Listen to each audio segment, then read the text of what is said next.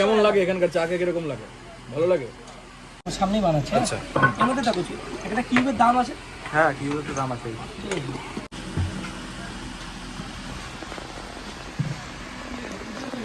চায়ের কালারটা কিন্তু দেখতে পাচ্ছ তোমরা অলরেডি একটু পার্পল পার্পল ভাব চলে এসছে না? এবার লেবুটা দেওয়াতে একদম পার্পল হয়ে যাবে।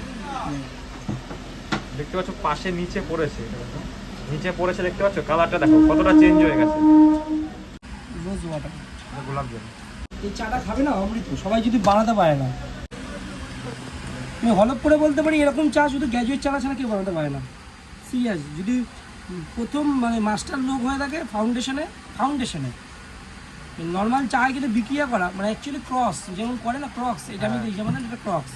আচ্ছা দাদা, কিন্তু এবার চায়ের মধ্যে কিন্তু সোনার চামচটা একটু দেখাবে। দাদা কত গ্রামের সোনার চামচ দাদা? 22 ক্যারেটের সোনার চামচ। আচ্ছা কত গ্রাম আছে এটা? 22 ক্যারেট